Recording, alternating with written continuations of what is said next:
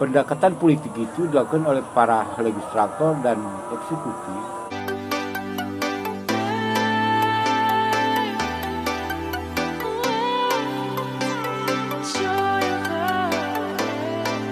Baik, selamat sore kawan-kawan semua. Ya, pada pertemuan kali ini saya sedang bersama tamu istimewa kita. Beliau adalah Pak Henry Kusnadi, merupakan dirut dari Komunitas Kajian Kebijakan Publik.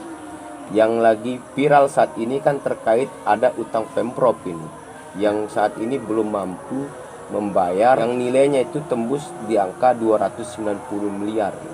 Belum lagi dari kabupaten-kabupaten lainnya yang tembus sampai di angka 700 miliar. Ini menurut Pak Henry selaku pengamat kebijakan publik ini menilai ini seperti apa ini? Baik, oke Bang Kit, makasih Bang Kit. Selamat sore buat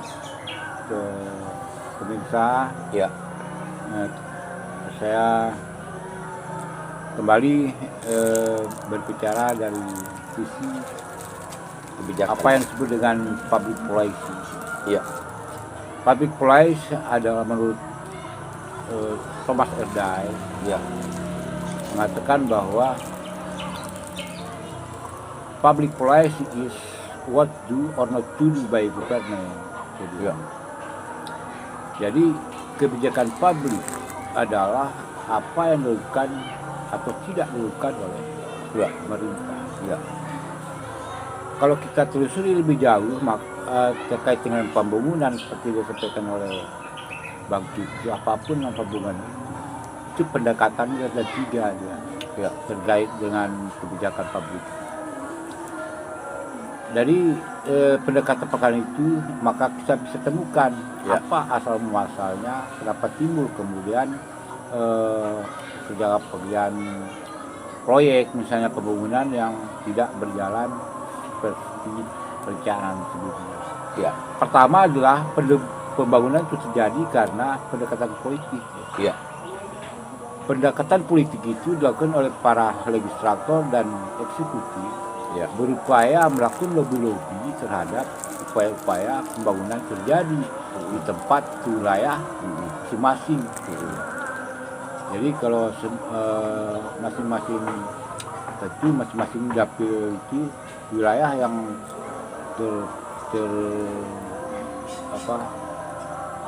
yang termasuk di dalam legislatif itu berjuang masing-masing kan.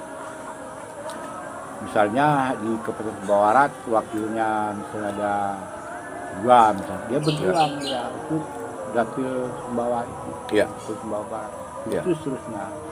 Jadi ketika ada pembangunan bisa aja dia berasal dari pendekatan politik. Kemudian apa yang paling penting kepastikan itu sebenarnya ada pendekatan lain selain pendekatan politik itu. Yang nomor dua adalah apa yang disebut dengan pendekatan pemberdayaan masyarakat.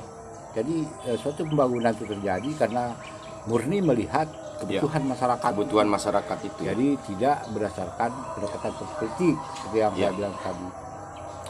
Nah, kemudian yang terakhir adalah apa yang disebut dengan pendekatan pembangunan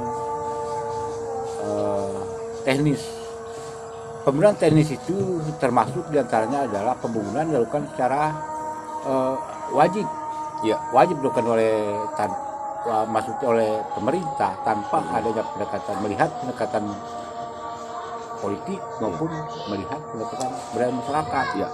Pendekatan teknis itu misalnya terjadinya musibah, gempa misalkan. Jadi pemerintah melakukan pendekatan teknis itu harus menjawab persoalan di sana itu. Terjadinya kurang pangan misalnya, COVID kemarin termasuk adalah pembangunan teknis. Kenapa kemudian ada pekerjaan atau pembangunan yang tidak berhasil sesuai perencanaan?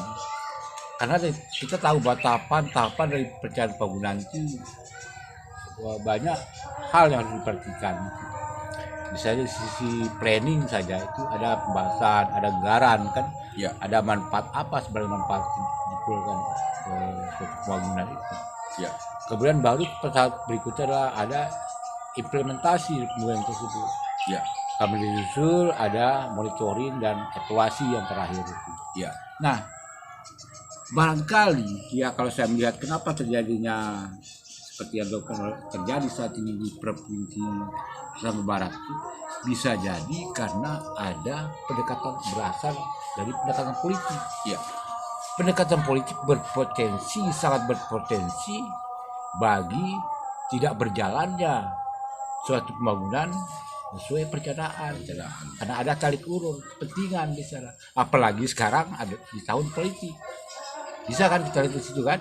Nah, artinya mari kita melihat bahwa secara rasional ya, kalau kita ukur lebih jauh, memang banyak hal yang harus kita analisis secara itu, kenapa itu. Jadi dari teman-teman pegiat NGO ya harus melihat itu. Jadi ukuran di situ aja. Apakah dia itu kemauan itu berdasarkan pendekatan politik atau pendekatan pada masyarakat dan pendekatan teknis. Karena teknis tidak mungkin dia, karena dia wajib. Dan ini kan yang menjadi sorotan ini, bahwa setelah pemerintah provinsi ini belum membayarkan pengajuan invoice dari kontraktor ini, sehingga ada upaya dilakukan oleh para kontraktor ini ingin menyegel kantor gubernur, mungkin termasuk di sini kantor dinas PU ya, dan sektor terkait atau dinas-dinas lainnya yang ada kaitan dengan item pekerjaan yang mereka kerjakan. Dan bahkan mereka juga ingin menyegel juga, termasuk dua mobil dinas dari Pak Gubernur dan Wakil Gubernur kita. Menurut Pak Henry, dari sisi pengelolaan manajemen keuangan ini, apakah ini bukan bentuk cerminan buruknya manajemen keuangan Provinsi NTB menurut Pak Henry? Ya, saya tidak bisa bilang begitu ya Pak ya, karena untuk mengukur itu juga perlu penelitian lebih lanjut. Tapi yang bisa kita lihat itu adalah memang ada miskomunikasi antara pemerintah dengan perusahaan itu. Ya. Sehingga timbullah dampak dari perencanaan yang kita bisa bilang gagal itu akan berdampak pada seperti tadi aksi dari pengusaha-pengusaha ini. Tentu saja itu akan terjadi, dan ini memang potensinya ketika suatu perencanaan gagal, potensi itu ada bagi. Kemudian ini kan dari sisi bahwa kemudian ada yang mengasumsikan bahwa ini bentuk buruknya atau cerminan dari buruknya pengelolaan manajemen keuangan dari Pemprov NTB. Yang paling penting ini menurut Pak Henry ini, apa kira-kira saran masukan supaya ini kemudian tidak begitu viral sehingga akan membuat nama baik Pemprov NTB kan menjadi rusak? Ya tinggal dilihat saja, selesaikan. Kalau memang itu ada di pihak provinsi, ya selesaikan segera. Saja pembayaran apa yang menjadi soal itu. Kalau dari pihak pengusaha juga harus melakukan upaya-upaya ini. Dan bangun komunikasi yang lebih baik. Dan ini juga sudah saking viralnya ini, tidak hanya di pemberitaan ini, tidak hanya naik di media-media lokal atau regional, ini sudah naik di skala nasional. Contohnya Detik itu memberitakan 260 miliar itu uang kontraktor kita, khususnya teman-teman dari Lombok Timur, itu belum dibayarkan. Ya itu yang terjadi kan. Pasti ada prosedur di situ. Pasti ada prosedur. Kenapa itu kemudian terjadi? Dengan alasan Pemprov ini bawa alasan refocusing anggaran. Enggak bisa juga. Karena kan ada di planning itu saya bilang tadi. Reposing itu akibat. Nggak bisa reposing mengakibatkan masyarakat. Jadi nggak bisa dijadikan alasan refocusing ini untuk menangani pandemi COVID, tidak bisa. Ya, artinya di perencanaan itu masuk reposing itu apa enggak? Baik, closing statement Pak Henry untuk Pemprov NTB kita ini, khususnya Pak Gubernur.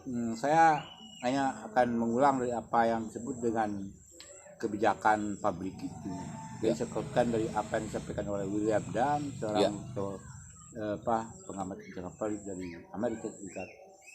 Untuk menguatkan itu, dia mengatakan bahwa kebijakan publik adalah segala upaya aksi yang dilakukan oleh pemerintah untuk menjawab persoalan masyarakat.